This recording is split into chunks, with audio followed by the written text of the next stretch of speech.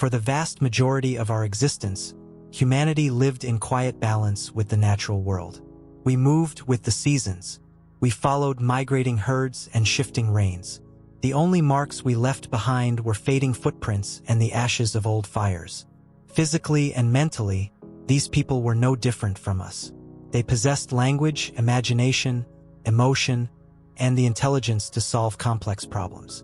Yet for nearly 97% of human history, there were no cities, no borders, no kings, and no empires.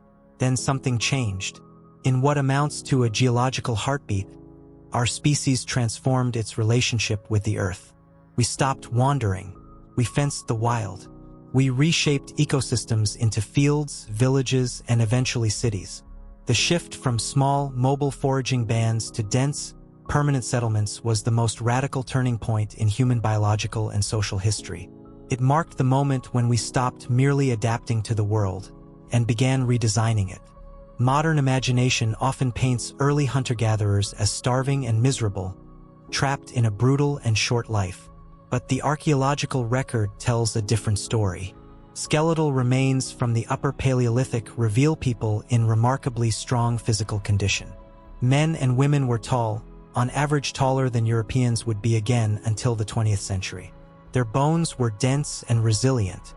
They show little evidence of the repetitive strain injuries that later afflicted agricultural laborers.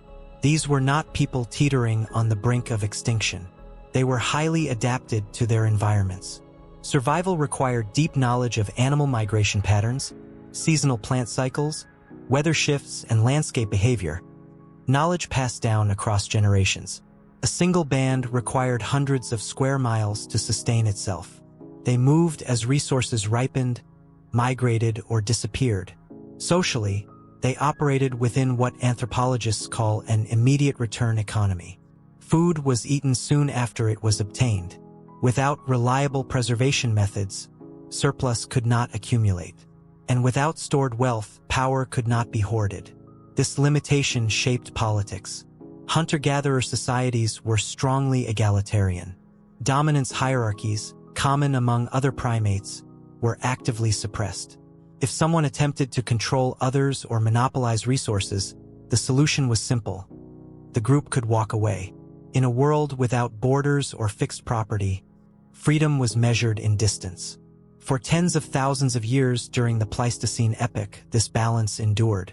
Human populations remained small, limited by the carrying capacity of the wild environment. We functioned as predators within the food web, not as engineers reshaping it. Climate reinforced this mobility. The planet was locked in a glacial state. Temperatures fluctuated sharply. Ice sheets advanced and retreated. Environmental instability discouraged permanent settlement. The Earth simply did not yet allow farming to take hold. Around 12,000 years ago, a profound shift occurred. The Pleistocene ended and the Holocene began. A new epoch defined by warmer, more stable climates. In the Near East, this climatic stability created a zone of exceptional productivity, the Fertile Crescent. This region contained the wild ancestors of many crops that would later sustain civilizations: emmer wheat, einkorn, barley, lentils, chickpeas, and flax. These plants grew naturally in dense stands. Large herds of gazelle passed seasonally through its valleys. For the first time in human history, the energy gained from food far exceeded the energy required to obtain it. The logic of survival began to change. Within this fertile corridor emerged a culture known as the Natufian culture. For generations, scholars assumed agriculture caused settlement, that humans learned to farm and then built villages. The Natufians suggest the reverse may be true. They settled before they farmed. Abundant wild grains allowed them to construct permanent circular stone houses. They built heavy grinding stones and storage pits, objects too cumbersome for a mobile lifestyle. These structures signaled something new, a lasting claim to place. They were sedentary hunter-gatherers. With permanent settlement came deeper psychological and social shifts. The Natufians buried their dead in designated cemeteries, often beneath the floors of their homes. The idea of ancestry took root. Land was no longer just territory to pass through. It became tied to memory, lineage, and inheritance. Sedentism also triggered biological consequences. In mobile groups, mothers could only carry one infant at a time, naturally spacing births 4 to 5 years apart. In settled communities, that constraint disappeared. Birth intervals shortened to roughly 2 years.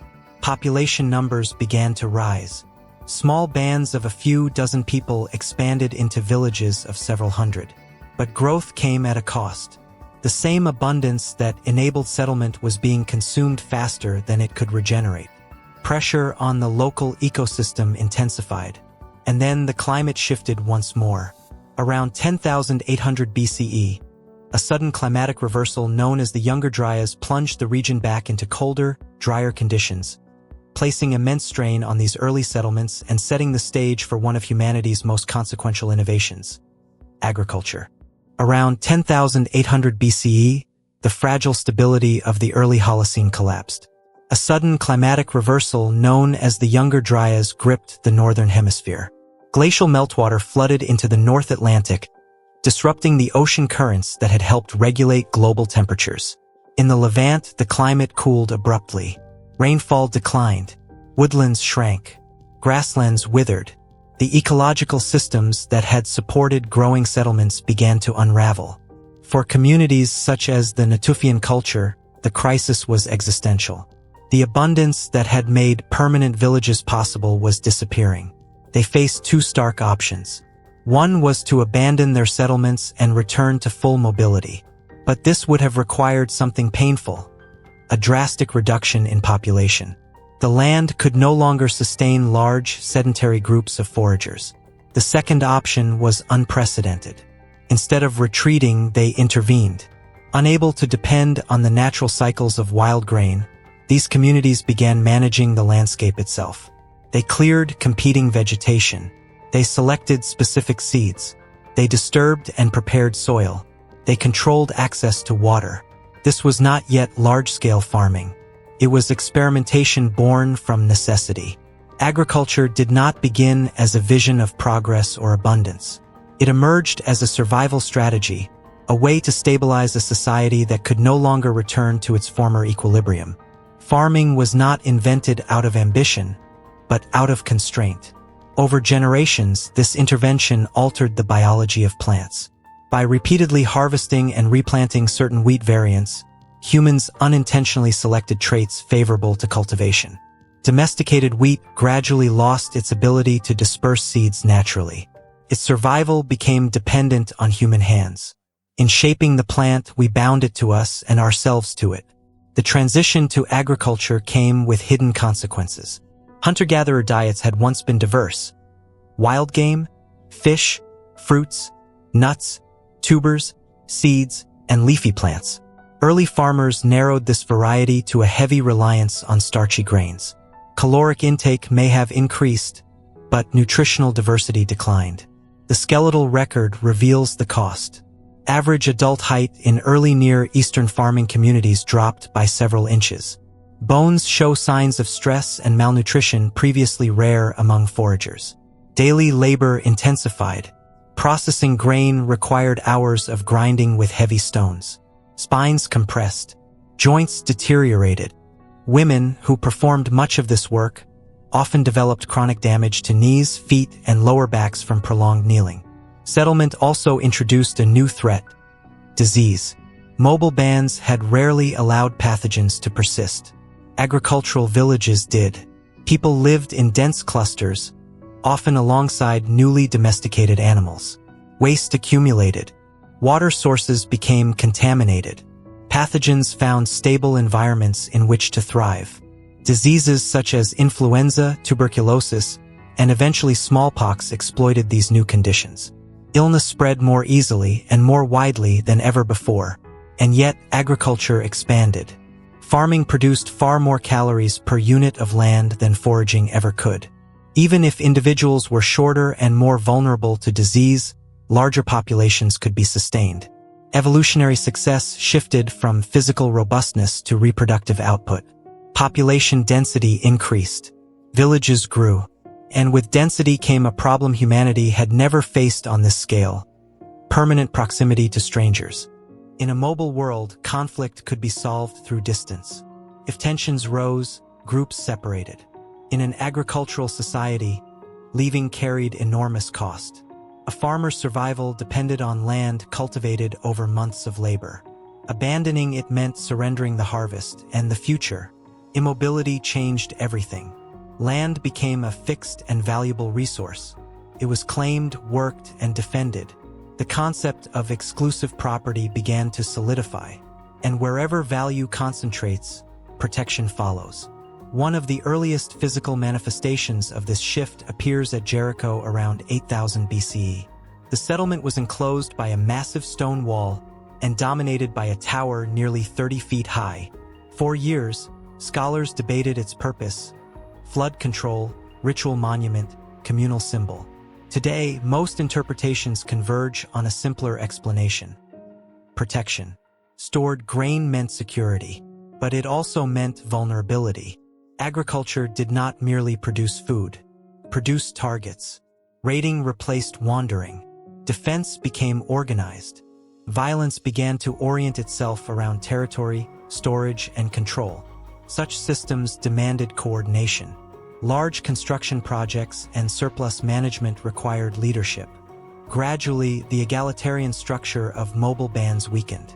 Certain individuals gained influence by directing labor, controlling storage, or organizing defense. Hierarchy emerged, not instantly but steadily. The archaeological record captures this transformation in burial practices. Most graves remained modest, yet a small number became increasingly elaborate. Some contained exotic goods transported across long distances: obsidian from Anatolia, turquoise from Sinai, shells from the Mediterranean. Status had entered the grave. For the first time, inequality was no longer temporary or situational. It was becoming structural. For centuries, this Neolithic experiment remained concentrated in fertile uplands where rainfall was reliable and irrigation unnecessary.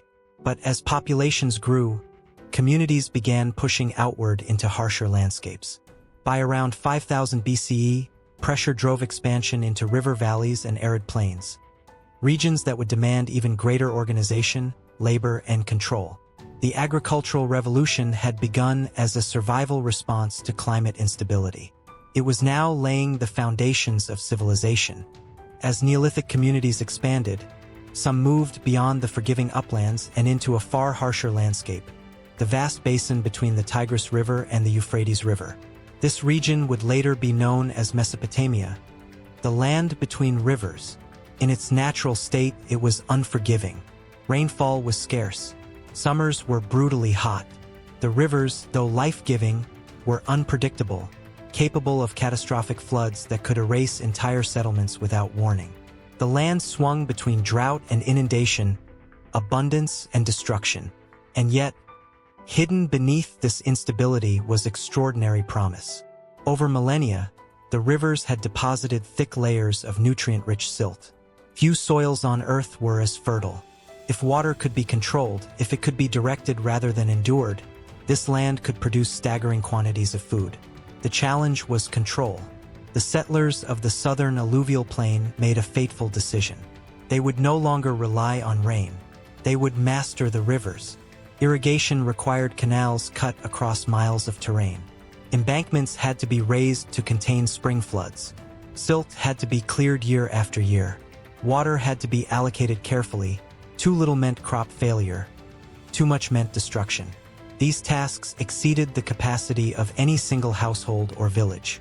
They demanded large-scale coordination and sustained collective labor. With irrigation came a profound transformation. The rhythms of nature were replaced by the discipline of management. Agriculture was no longer seasonal adaptation, it became continuous engineering.